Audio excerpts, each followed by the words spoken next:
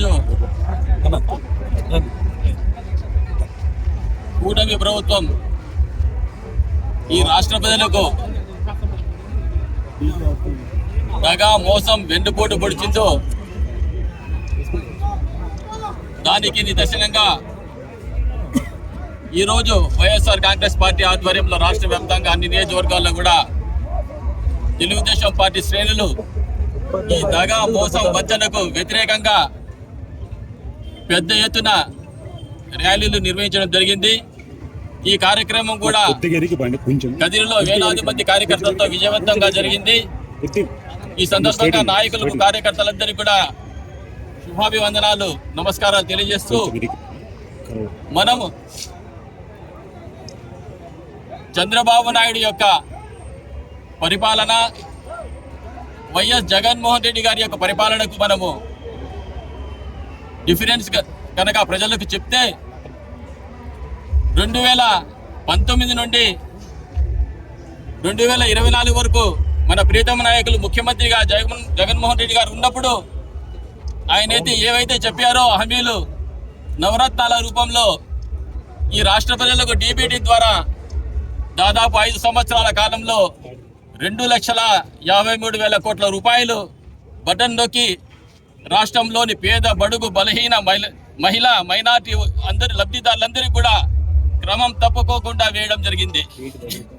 అదేవిధంగా non DBT ద్వారా 1,84,000 కోట్ల రూపాయలు ఇవ్వడం జరిగింది. మొత్తానికి 5 సంవత్సరాల కాలంలో మన రాష్ట్రంలో అప్పుడు కరోనా ఉండి మనకు నిధులు తక్కువగా ఉన్నా కూడా పేద ప్రజలను ఆదుకోవాలని చెప్పి క్రమం తప్పుకోకుండా దాదాపు 4,53,000 కోట్ల రూపాయలు డీబీటీ నాన్ డీబీటీ ద్వారా ఈ రాష్ట్ర ప్రజలకు అందించడం జరిగింది.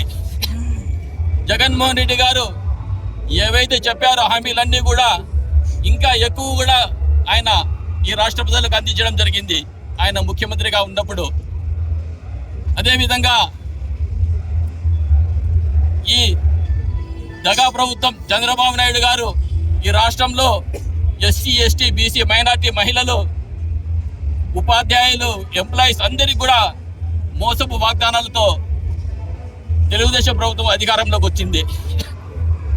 జగన్మోహన్ రెడ్డి గారు ముఖ్యమంత్రిగా ఉన్నప్పుడు ముఖ్యంగా మనం గుర్తుపెట్టుకోవాల్సింది, ఈ రాష్ట్రంలో ఉన్న ఎంప్లాయీస్ అందరూ గుర్తుపెట్టుకోవాల్సింది, దాదాపు ఈ రాష్ట్రంలో 90 లక్షలకు పైగా ఉద్యోగస్తులు ఉంటే వాళ్లకు జగన్మోహన్ రెడ్డి గారు ముఖ్యమంత్రి అయిన వెంటనే 27% ఐఆర్ ఇవ్వడం జరిగింది. దాని తర్వాత 11వ పిఆర్సీ రూపంలో 23% ఉద్యోగస్తులకు ఇచ్చారు. అదేవిధంగా డిఏలు కూడా ఇచ్చారు. అదేవిధంగా జగన్మోహన్ రెడ్డి గారు 5 సంవత్సరాల పాలనలో ఈ 5 సంవత్సరాల కాలంలో జగన్మోహన్ రెడ్డి గారు 3,52,000 కోట్ల రూపాయలు అప్పులు చేస్తే చంద్రబాబు నాయుడు గారు ప్రభుత్వం ఈ 2 సంవత్సరాల్లోనే ఆ రికార్డు అధిగమించి దాదాపు 3,55,000 కోట్లకు పైగా అప్పులు చేశారు. ఈ విధంగా అప్పులు చేస్తూ రాష్ట్ర ప్రజల ఆదాయాన్ని పిండుకుంటూ మరి చంద్రబాబు నాయుడు గారు ముఖ్యమంత్రిగా చేస్తున్నది ఏమంటే రాజధాని ప్రాంతంలో ఉన్నటువంటి తన బినామీ కాంట్రాక్టర్లకు 1,000 కోట్ల రూపాయలు దోచిపెడుతున్నారు. ఇది మనం ముఖ్యంగా గమనించాలా. నేను ఆయన చంద్రబాబు నాయుడు గారు ముఖ్యమంత్రిగా రావడానికి అనేక మోసపు వాగ్దానాలు ఇచ్చారు ఈ రాష్ట్ర ప్రజలకు.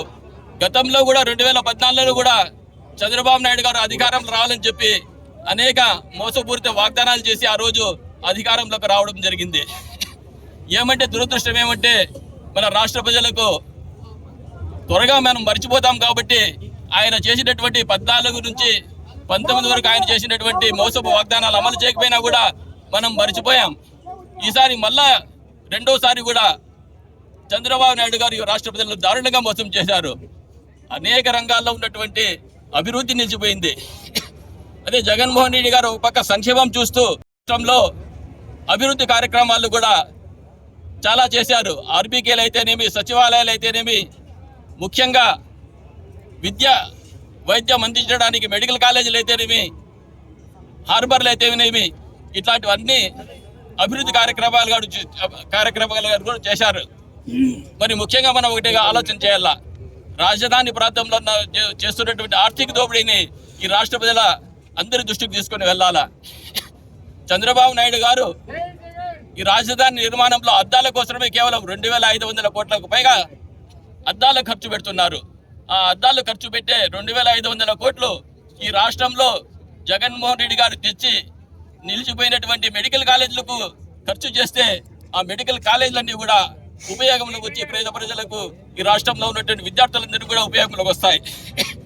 ఈ విధంగా ఈ దగా ప్రభుత్వం, చంద్రబాబు నాయుడు గారి ప్రభుత్వం అన్ని రంగాలలో విఫలమైంది.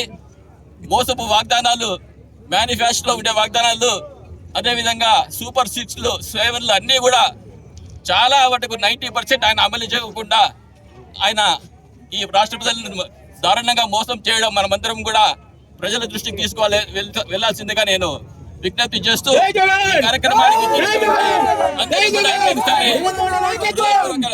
నమస్కారాలు తెలియజేసుకుంటున్నాను. జై జగన్.